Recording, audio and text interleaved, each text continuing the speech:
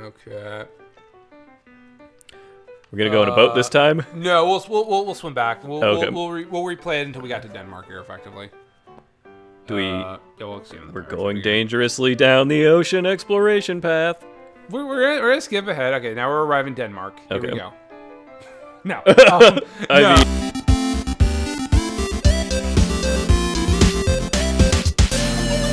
Here we go. We're arriving the ocean in Denmark. does rule. Okay, so pretend we didn't go back into the ocean and we arrived in Denmark instead of the first time. We're skipping around a bit here. You make it back to Denmark. The first thing you want to do is track down your brother to take revenge. Turns out that's really easy because he's in the first place you check, the royal court. Oh, there he's you go. there with your widow, Gertrude. Oh, he's fucking your ex-wife, dude. That's not cool. Weird, they're acting all close and stuff. Oh, well, he's probably just trying to comfort her after your untimely death. Brothers are really great. Though, maybe not. Oh, shit. All right, Rob, I went on an ocean adventure. What do you want to? Oh, man. I kind of want to fuck right off and just hang out. I'm just going to hang out and be a ghost. Ignore what they're saying. Yeah, everything's fine. Using spooky ghost powers, you completely ignore what Gertrude and Claudius say to each other. That evening, you try to revenge yourself on Claudius by spooking him. Okay.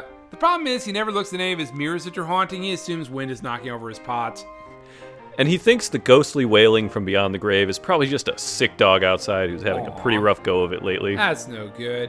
Spooking him isn't going well, man. I don't know what to tell you. You'll have to get your revenge some other way. Maybe try killing him? Reflecting on the fact that he did kill you, you decide the only suitable revenge is to kill him as well because why not? You could take him. Yeah, you can fight his ghosts, especially since you've already died once and let you talk about it. But who is best suited to do the killing? You could do it, but you did have a son partially so you wouldn't have to do every single thing around here. Ooh. Okay, what do you want to do? Hamlet's a fuck up. We're gonna kill him ourselves. Yeah, fuck Hamlet. We're doing it this way here. Right, because who better than to know how to kill someone than someone who has recently been through that getting killed to death process themselves? Exactly. You wait until Claudius is sleeping next to your beloved Gertrude for some reason. That's weird. Then wake him up by tapping. Probably nothing. I mean, he's just there to keep her warm at night. Like, it's fine. They're spooning. It's cool. Yeah. Hey, it's me. Oh, hey, it's me, you whisper. Your brother, the one that you murdered. Oh, crap, Claudius whispers back. Ghost. Oh, crap. Claudius whispers back. Ghosts are real. Yeah, we don't want to wake up Gertrude. We gotta be quiet. Real pissed at you, anyway. Listen, I'll cut to the chase. We are from a time where an eye for an eye is considered to be a good thing to build a justice system around, so I'm here to kill you. How? Claudius asks, his eyes wide, terrified. Aw, jeez, so many ways. Aw, jeez, Rick. You say counting them off on your fingers. I could startle you and make you have a heart attack, but that takes time. I could throw a pot at your head until you die without Alex Grace. Instead, check this out. You move your ghost body so it's floating right above Claudius. He stares at you, his eyes wide. I'm sorry, he whispers. Way too late for that, you reply. You lower yourself to him face to face and keep going. His face dominates your field of vision, and then you're inside his skull, inside the pink of his brain, his blood darkly obscuring your sight. What the fuck? My turn? Yeah. Oh, God. You sink slowly, deeper and deeper into him, lining up your ghost body with his regular body until you are just about occupying exactly the same space.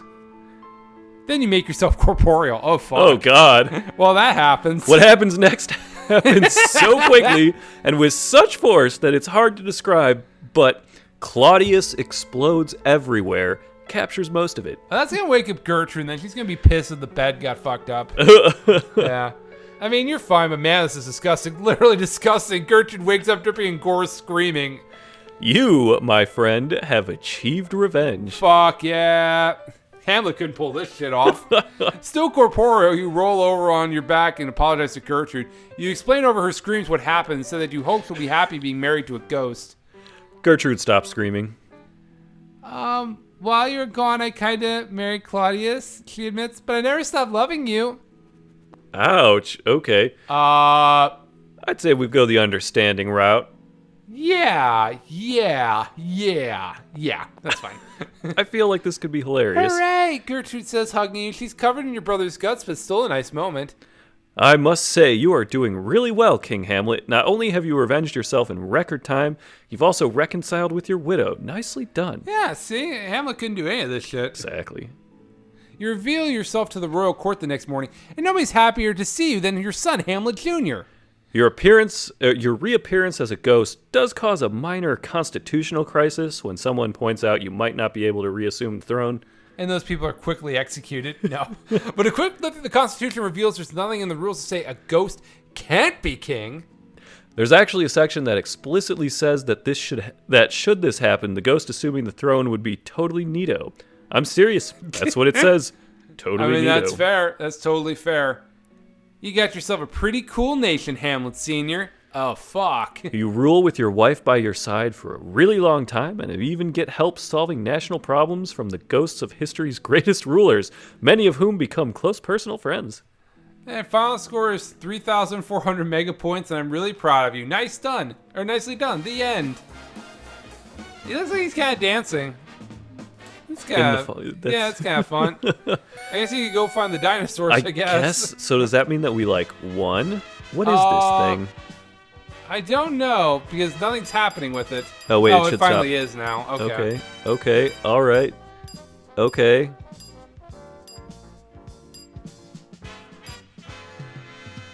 To be. I think it's how close we get to the regular Hamlet story. Maybe. I think that's the answer. We are way the fuck off. Your stats this adventure. Choices made. 8 times you were. 0 times you were not. 0. Rosencrantz's 1. Guildenstein's 1. Oh, they, Yeah, I know those guys. Rosencrantz and Guildenstern stow away on a boat to get back to Denmark. Wait, we didn't stow away on a boat to get back to Denmark. No, we didn't. Yeah. They also get killed at a different time when they're stowing away. I can't remember. It's been forever, man. You're more into Hamlet than I was ever. There's also a sequel to Hamlet called Rosencrantz and Guildenstern Are Dead. It's actually more like a companion to Hamlet. There's also that Hamlet 2 movie that I thought sucked. I don't think I ever watched it. I did hear it was pretty terrible. Do you want to go on another adventure? Might as well restart the adventure, yeah. That one feels wrapped up. Yeah, I feel like we accomplished everything we want to. We got to be pirates. We got to, we got to revenge ourselves in a way that Hamlet could fuck all do. Oh my god. Yeah. We revenged ourselves. And my guess is that if you try and get Hamlet to do it, you'll start to get some weirder stuff happening. Well, presumably, obviously, the nature of how Hamlet works is, of course, very much in play there. It might even actually tie back into the book. Obviously, as you could see, we stopped getting any of those skulls of what did Shakespeare do. Oh, a long time ago, we stopped getting those, yeah. Oh, man. All right, so now we get to, who do you want to do, Ophelia this time? Oh, yeah, totally. All right, we can save Hamlet's bitch ass for the end. Save him for last. I mean, because he's the, title character. Yeah, I think that's fair, yeah. So we'll do Ophelia then. Yeah, we should do one playthrough that's just simply the whole Hamlet story. We could. I wonder, I mean, I assume it would. Yeah. We should give it a shot. All right. Right. You're Ophelia. You're a beautiful and independent young woman, and although it makes you roll your eyes when you think about it, you've fallen in love with a prince.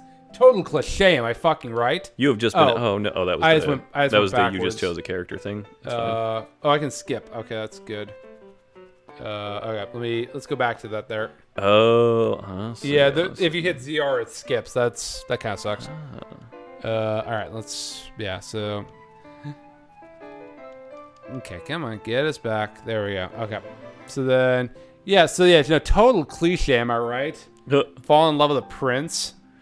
Prince Hamlet is funny and charming, and he seems to like you a lot. You try not to get too excited about it because you're worried you might jinx it, but things really are going great. Only it's been hard doing the long distance thing while you've both been off at university. Oh yeah, because they were off a place. And while you've loved studying capital science, you're sure Hamlet's love studying capital U undeclared. It hasn't been easy. Now that you're both back together in Denmark for his father's funeral and his mother's second wedding, it's been harder still. He's going through some shit right now. Hamlet's really sad. You can't blame him for that since you know his dad died, but you wish there was something you could do to help him. When you last saw him, Hamlet mentioned how the castle seemed cold and drafty, and for some reason it stuck with you. You've been sitting at your desk trying to think of something that could give him that would help with that. A way of cheering him up a little, reminding him he's still got people who care about him. He wears these cloaks all the time, but he's but then he's taking them off in warm rooms and putting them back on in cold ones. Oh, fuck. He's got an emo phase going on. Don't you just hate it when boys have that going on? Oh, yeah. Yeah. If only there was some way you could keep the rooms at a uniform temperature, he wouldn't need to be constantly adjusting his clothes throughout the day. What if they were all on fire? There you go. That's the solution. Yeah, set all the clothes on fire. But to do that, you'd need some way of measuring heat and a way of transporting it throughout the castle, perhaps through a series of pipes. Your thoughts were interrupted by a knock at your door. I'm going to let you take her voice. Thank you. Who is it? You call. It's you. I'll be the brother. I'll be the brother. I'll be Hamlet. Hamlet's not the brother. Oh, no, it's brother. Some rando brother. Yeah, right. That would be weird. Yeah, do a bro voice. I don't have a... Oh, it's Chuck. me. Yeah. What's the guy? How does the guy from what's the name of the guy in Scott Pilgrim who's the bro? That's Chris Evans. What does Chris Evans in that movie sound like? Chucks, bro. Oh, fuck, yeah. Oh, it's me. There you go, yeah. Says your brother. Okay. It's still me. Still me. It's still Come you. on, let me in. Yeah, that's not Ophelia. She's got, yeah. Oh, wait, what?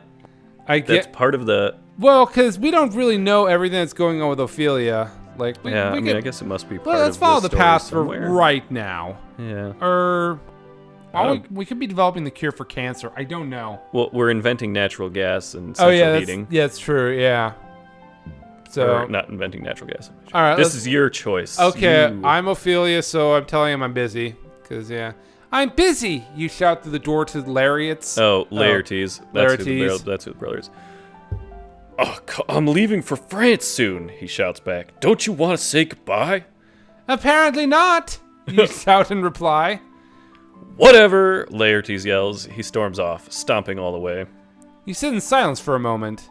He stomps back. Say bye to Dad for me, okay? He shouts. Okay, I will, you yell through the door. I feel like we had this conversation anyways. We basically did, yeah. He storms off again to France, I guess? Brothers, am I right? Return to our work. At your desk, you continue your work on the problem of automatically heating the castle. Hours turn to days, and you're generally left alone both by your family and your boyfriend. Your father ignoring you is no big deal, and while you're a little worried about Hamlet not stopping by more often, he has asked you to leave him alone for a while he mourns, and you're respecting his wishes. That's fair. But if you're going to be honest with yourself, you've also just gotten really absorbed in this problem. Yeah. You decide to split the problem into sections, delivering heat and knowing when to deliver heat. Is that like delivering burns to there's a time to deliver a burn to somebody, and then there's a time where his dad died and you don't want to mock him for it. Anyway. That time is not now. It is burn time. It's burn o'clock, yeah. It would be possible to put servants in every room and have them report when it's too cold, but that's both expensive and unreliable. Yeah, it depends on the servant, the warmth of their clothes, how much they love to lie to people about what temperature their skin is sensing, and so on. You're wandering the castle grounds when it hits you. You've been thinking about how water expands when it freezes. Oh, that's problematic. And how that could be used to tell you when it's cold. But it's not much used for measuring temperatures outside the freezing point. Your father, Polonius, happens to wander by, talking to himself about the evils of drink, and you realize, alcohol! There you go. The right alcohol would expand literally with heat, and by putting it in a slender glass vial, you could measure the size of the liquid, which would correspond 1-to-1 with the temperature. Put the same markings on each of these glass vials at the same temperatures, and you've got a universal, comparable, and consistent way of measuring heat. You wouldn't have to rely on a servant's impression. They could just tell you what line the alcohol has reached. You run back to your room to start working on the prototype. Just as you complete it, you hear a knock at your door. Who is it? You call. And oh my, who should answer from the other side of the door? Please tell me it's Fan the Man. Oh man. Seriously, who should answer from the other side of the door? Oh, we get a choice. We get a choice? Who the fuck is Dromimius? I don't know who the fuck that is. I have no idea. Not a clue. Here we go. Excellent. Hamlet is at the door. Oh, wait, what? Well, turns out Hamlet's at the door. Oh, okay. We were wrong. That's right. Turns out that simply waiting for somebody to be at the door doesn't change who's actually there. Great. You don't control reality with your thoughts, Ophelia. Sheesh. That's fair. You know what? That's fair. Anyway, Hamlet opens the door and steps into your room. It's me. He says, you haven't seen each other for a while, so it's great to see him. You run up and throw your arms around him and you smooch. It's just like the old times. But the moment passes, and when you look at his face, you can see concern written all over it. He's literally got the word concern written on his forehead. So. Some of the servants did it as a joke. What do you want to do? We should probably ask, because I doubt he's going to say anything. Yeah, that's fair. He's just going to have a monologue with a skull. Okay. You ask him what's wrong, and well, there's no other way to put this, so I'll give it to you straight. Hamlet tells you about a spooky ghost and a plan for murdering his stepfather, Claudius, pretender to the throne. Seems fair. I'll be frank, it sounds crazy. A ghost? Murder? How can you prove that with science? But he's your friend and lover, and you're not going to leave him hanging out to dry. As gently as you can, you tell him you're pretty sure ghosts don't exist, but even if they do, he needs to be certain that the ghost he saw was actually the ghost of his father. What if it was some other ghost trying to mess things up? That seems to give him pause. Hamlet admits he never actually asked the ghost for information only his dad would know. It's possible the ghost could be an imposter. Yeah, let's Death Note crime scene this we up. happen to know that the ghost does not ask him to kill Claudius because the ghost would just kill Claudius himself. So this we've learned that there's a fatal flaw in how Hamlet was written. Or the real Hamlet ghost is a marine biologist. Yeah, that's true. Yeah, in our version, he's a marine biologist who's get fucked all about this. I'll come with you tonight, sweetie, you say. We'll go together, and if a ghost shows up, we'll figure out what to do. You're confident no ghost will appear, and that this will all just go away. You take his hand and squeeze. Hamlet looks up at you, and you can see his relief. Okay, he says, smiling. Great Chad voice, great job. What now? Go see the ghost that evening. Evening comes and Hamlet leads you to the spot outside where he first saw the ghost. We have to wait till around midnight, he says. I think that's when he normally shows up. Is this like the Great Pumpkin? Is that just what we're dealing with now? To pass the time, you play a storytelling game you enjoy where you say one word of a story and he says the next word, and neither of you knows where the story will go. Once. Upon. A. Time. There. Was. Beautiful. Prince. Who. Wanted. To. Oh God. Kiss. His girlfriend. Wow. That's cheating. You say and then you're kissing. Okay, I was thinking wow, I was gonna how go on adorable. for another 5 minutes. Oh, What do you want to do? I did the last one. Should probably make out. That seems like the answer. Ghosts are for fuckers. Yeah, ghosts really like to watch kids making out on their Makeout college Point and age. stuff. That's fair, yeah. Well, some of the kids on Makeout Point or what have you. I don't actually know it's the case. I don't know. No. You make out for what turns out to be quite a while, and the night is warm and the stars are stunning, and there's no bugs here to bite any exposed flesh, and before you know it... You've totally made out as much as it's possible to totally make out. Nice. And you fall asleep in each other's arms. If ghosts exist, and if one really did show up, he certainly had the good grace to leave you alone for your makeouts. Also, he was probably embarrassed. You were both way naked. I think there's more than making out there. The two of you return to the same spot the next evening, and the evenings after that. Boy, this is just the fuck place now, huh? I guess so. But it becomes more and more a date night, less the specter from beyond the grave wants to get some murder things done. I guess Hamlet really just needed to fuck and forget all about his problems, huh? It actually Much sounds like how like once I had sex, I stopped being so emo. King Claudius and Polonius are not exactly thrilled with the two of you being together. But on the flip side, any urges to commit regicide that were floating around have begun to fade too. You talk about it often, the whole encounter with the ghost, if it really did happen, takes on the quality of a dream. Rather than do the long distance thing again, you decide to move in together and get your own place here in Denmark. Well, if they had like a coffee shop and then they just work in a coffee shop, and that's, yeah.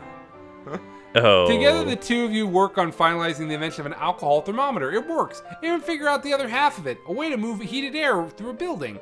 Congratulations, you invented central heating. It's an invention that all of Denmark wants and most are willing to pay for. But not all. While it's not the largest, you do live in the most comfortable estate in the entire country, thanks to the heating money.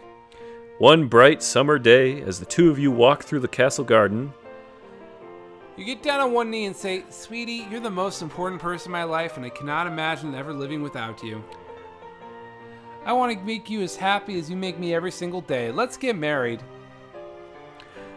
It's not the most traditional proposal in the world, it's not the most traditional proposal in the world, nor is it the most traditional wedding, but it's wonderful and beautiful and perfect. You're very happy. You don't invite Claudius to the wedding. That's fair. That's a fair move. I wouldn't either.